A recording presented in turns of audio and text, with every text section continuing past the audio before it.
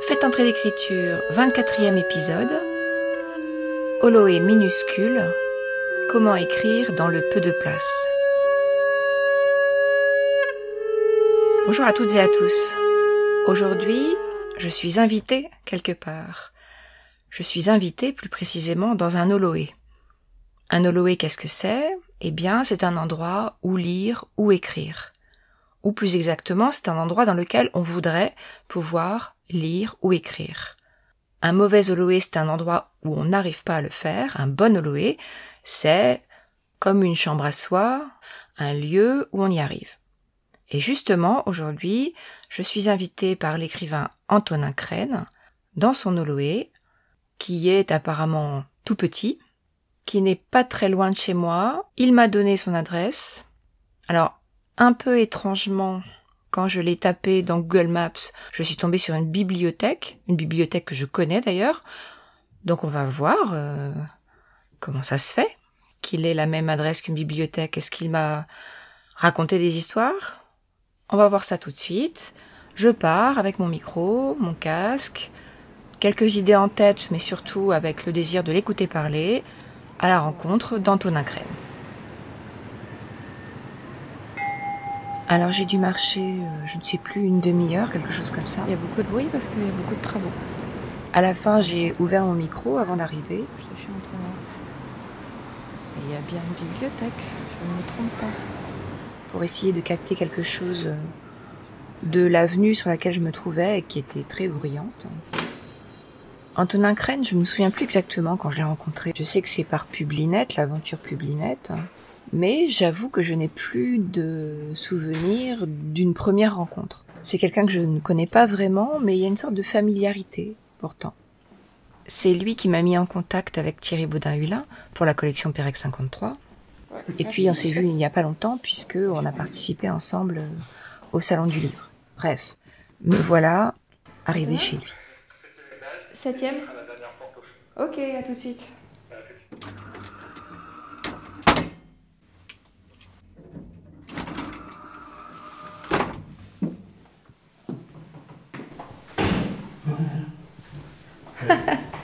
Bonjour, tu vois, j'ai déjà mon micro. J'ai enregistré ton ascenseur. Je m'attendais pas. Bienvenue. Ouais. Tu vois, l'ascenseur, c'est le luxe de cette chambre de bonne. Mais carrément, je me suis posé la Il n'y a question. pas d'escalier de service. Wow. Alors, je vais On passe poser mon par le même micro. escalier. Je vais le reprendre tout à l'heure.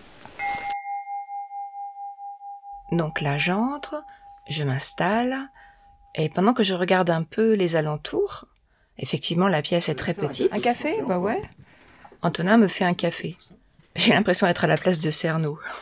Julien Cerno-Bory. 3, 2, 1. Pour celles et ceux qui ne connaissent pas encore ce podcasteur qui est une source d'inspiration pour moi. Cerno. Une anti-enquête. Cerno adore le café.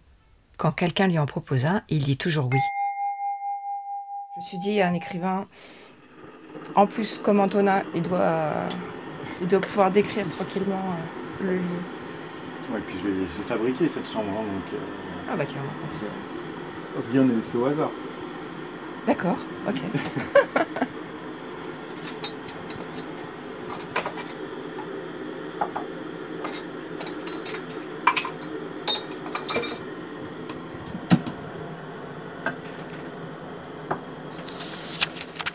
L'appartement. Alexandre avait dû placer soigneusement tous les meubles le long du mur. Par chance, il n'y en avait pas beaucoup. Dans la pièce, qui avait été la cuisine, il y avait une petite table assez bien conçue. Son plateau pouvait former un cercle parfait lorsqu'on le jugeait nécessaire et, dans le cas contraire, on poussait une cale de bois pour laisser les deux pans amovibles s'abaisser à 90 degrés. La manipulation réduisait significativement les dimensions du plateau qui prenait alors une forme quasi rectangulaire. C'est dans cette configuration-là qu'Alexandre la laissait désormais, parce que le besoin de s'attabler à plusieurs ne se présentait plus, mais aussi parce qu'il n'avait plus suffisamment de place pour la déployer entièrement. Il avait tout de même gardé 2 chaises, au cas où, qu'il plaçait face à face, de part et d'autre de la table et dans l'alignement du mur. Quant aux 2 chaises restantes, on ne pouvait pas dire que ça avait été un crève-cœur de s'en séparer. Rien ne ressemblait plus à 2 chaises que 2 autres chaises, fussent-elles paillées, Canet ou n'importe quoi d'autre. Et Alexandre avait été parfaitement indifférent à leur sort. Antonin Crène, l'épaisseur du trait. Non, c'est marrant, ça me fait penser vraiment à une chambre d'étudiant que tu verrais dans un film de la Nouvelle Vague. Ouais, Le il y a de ça. fantasme de départ, il était là. Même, il y a quelques années, j'avais relu mon journal d'ado et je me disais, quand il y avait un jour ça où je m'étais amusé à me projeter un peu. Je faisais de la BD à l'époque, mais bon, c'est un peu pareil finalement. La vie que j'imaginais, c'est un peu. Certes, c'est pas de la BD, j'écris des romans, mais c'est pareil. Et donc je me disais, dans quelques années, j'aurai ma petite chambre sous les toits pour écrire. Bon voilà, j'étais à fond dans ce fantasme parisien. Enfin, Paris, ça voulait dire la petite chambre sous les toits pour écrire, quoi.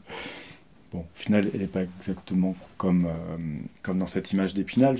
J'en ai fait autre chose, mais le fantasme de départ, c'était exactement celui-là, de toute façon. C'était la chambre d'étudiant Nouvelle Vague pour écrire pauvrement et humblement.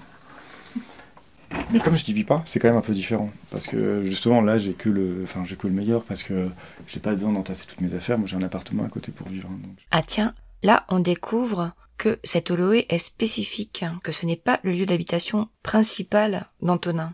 Il s'agit donc d'un choix, d'un vrai choix de lieu. Là, ça fait 8 ans que j'ai cette chambre. Moi, j'habite à Paris depuis que j'ai l'âge de choisir où j'habite. Et en fait, à un moment, j'avais besoin d'un petit peu d'un espace à moi. Donc, évidemment, la première idée, c'était la chambre à soi pour écrire, quoi. C'était vraiment ça le truc. Mais c'était bien une chambre, en fait. Une chambre à soi, alors que pourtant, c'est pas l'endroit où j'habite. Enfin, j'ai un appartement, mais je me disais, j'aimerais bien avoir un lieu de travail qui soit pas dans mon appartement, mais j'ai pas envie d'avoir un bureau, parce qu'un bureau, c'est le travail un peu ennuyeux, je trouve.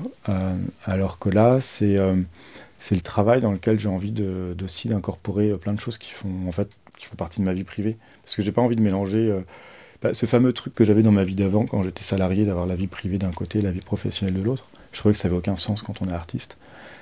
Et du coup, si j'avais eu mon appartement pour vivre et le bureau pour travailler, j'aurais reproduit ce truc que je trouve triste. Et pourtant, j'avais besoin d'avoir un endroit qui soit pas chez moi pour écrire, et qui soit même encore plus chez moi. Enfin, ça, c'est le pas chez moi, mais encore plus chez moi, parce que c'est l'endroit où je suis en général seul, et puis pour faire ce que j'aime le plus. Mais je voulais donc que ce soit une chambre, parce que je voulais que ce soit habitable. Il y a un bureau, il y a un lit, il y a une douche, il y a de quoi grignoter, à défaut de cuisiner. Et c'est aussi un lieu que je peux prêter. Et ça faisait partie du projet de départ. Dans un bureau, on ne peut pas faire dormir un ami. Et dans un petit appartement parisien où on vit déjà en couple, c'est compliqué d'accueillir un ami dans son canapé.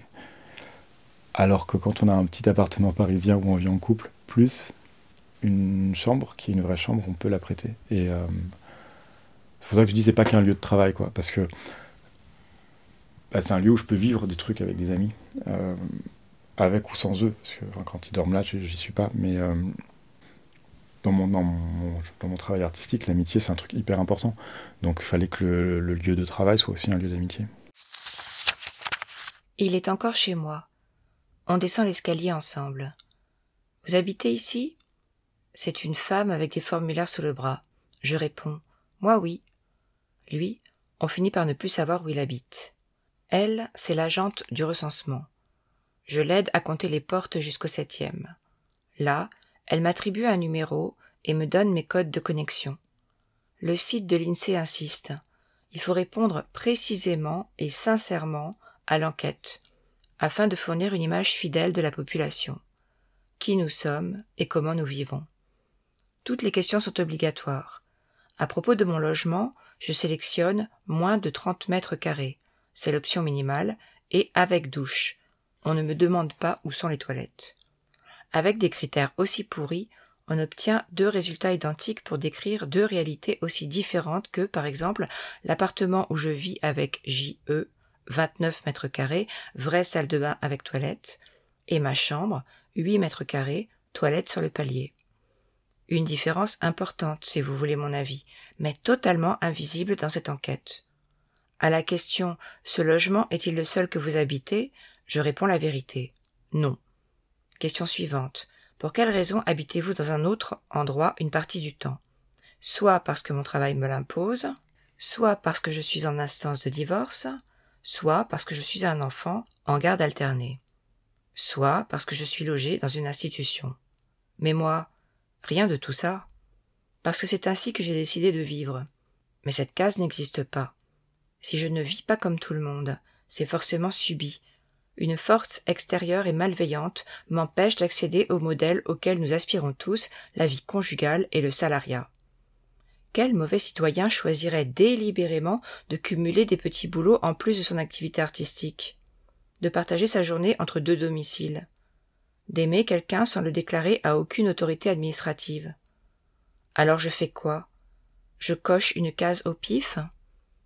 Je n'aime pas mentir.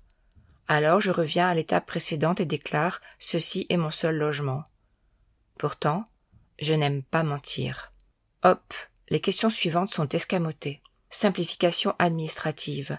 La complexité du réel est cachée sous le tapis. Au sujet de mon travail rebelote, aucune case ne correspond à ma réalité. La beauté d'une case autre serait de montrer que je ne vis pas comme ça, à défaut de renseigner sur comment je vis. Je suis convaincu que nous serions nombreux à la cocher. J'en connais plein. Qui ne vivent pas comme moi, qui ne vivent pas non plus comme ça. C'est une question de méthodologie. Les questions fermées n'autorisent que les réponses que l'interrogateur veut entendre. Ne nous faites pas croire, braves gens de l'INSEE, que vos outils ne sont pas assez performants pour accueillir des statistiques nuancées. En vrai, le réel ne vous intéresse pas, c'est tout. Ce n'est pas un reproche, je le vis bien, je n'ai pas besoin de vous. Juste, ne faites pas semblant. Antonin Crène, pas un ange, mais quasi. D'accord. On le décrit un peu plus peut-être? Alors c'est sous les toits, donc c'est mansardé. Il y a une fenêtre qui est un Velux. Et ça donne sur une cour. Qui n'est pas une cour d'ailleurs. Parce que là, Ouais. je vois j'aurais dit qu'on était sur rue, tu vois, c'est marrant parce qu'en face, donc, comme on est très en hauteur, on voit un autre immeuble avec une autre chambre de bonne en fait. Si je me mets vraiment en face, je vois l'image typique parisienne du toit parisien, la grille. Oui, parce que c'est une sorte de carré en fait. Il y a mon immeuble et un autre en face Oui, c'est ça, symétrique. d'accord. Donc en fait, j'ai un voisin en face que j'observe et qui m'observe. Et au milieu du carré, c'est pas vraiment une cour finalement, parce que il y a une verrière. Ça a dû être une usine. Maintenant, c'est la bibliothèque municipale. C'est ça. Alors voilà, quand j'ai regardé où tu habitais, je me suis dit, mais c'est une adresse de bibliothèque que je connais d'ailleurs, où je suis allée de temps en temps. Je me suis dit, qu'est-ce que c'est que cette entourloupe? Alors je me doutais que c'était pas une entourloupe, mais quand même, j'étais intriguée, tu vois. Ouais.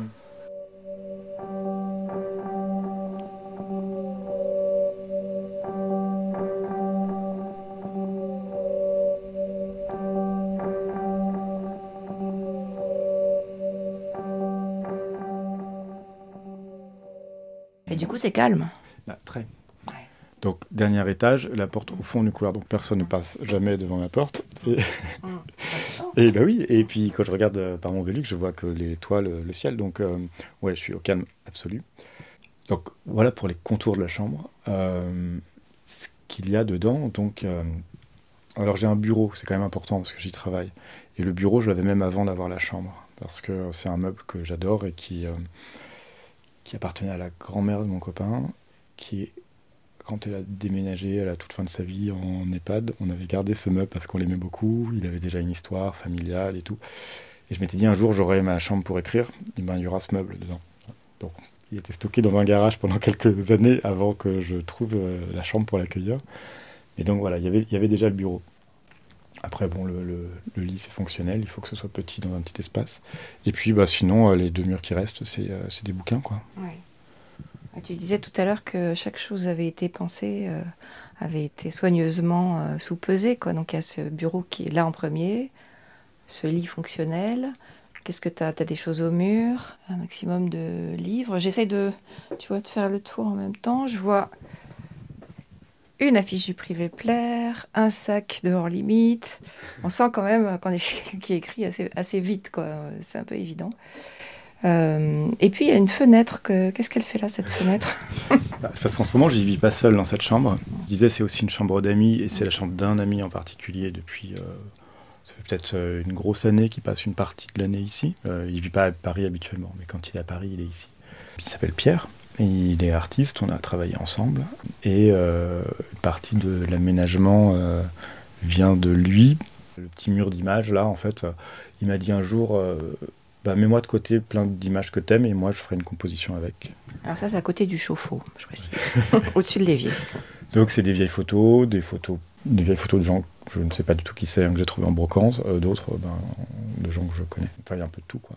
Donc ça, c'est lui. Et la fenêtre, c'est lui.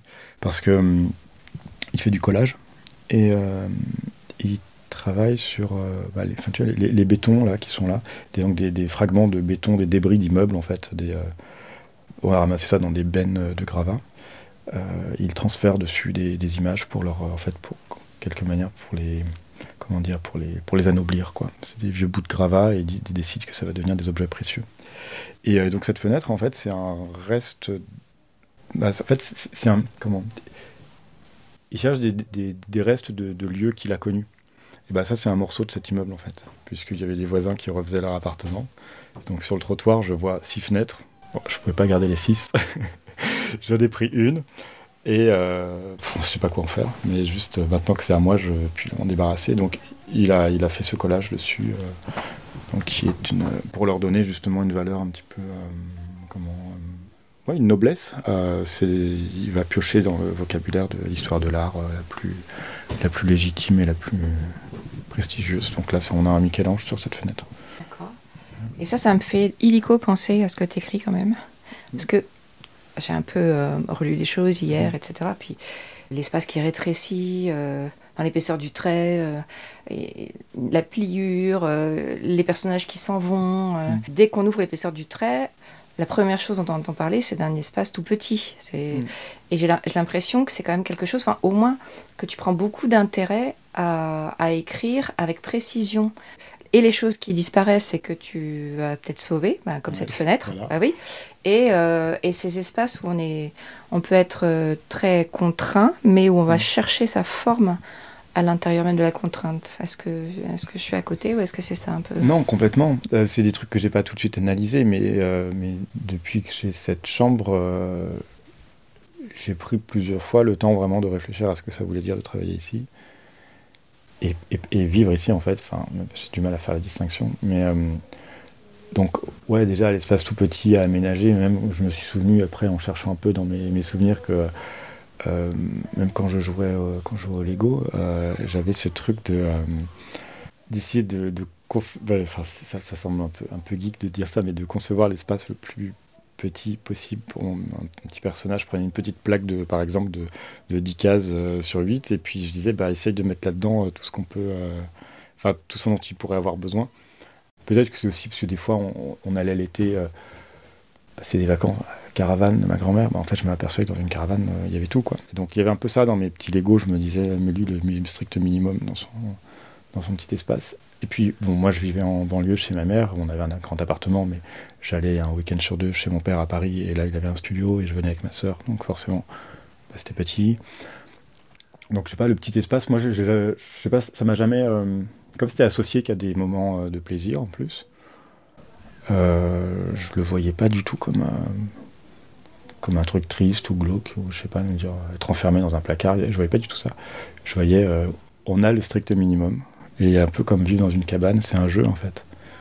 Ouais, puis il y a une question d'autonomie, parce que la première chose que tu m'as dite quand même, c'est voilà, j'ai un toit au-dessus de la tête, parce que t'as une façon de vivre, on a eu un peu la même, quoi, c'est-à-dire vouloir ne faire qu'écrire, donc faire autre chose, mais les ateliers, les résidences, etc., quoi, ne pas s'inscrire dans un métier salarié qui prend tout le temps, etc.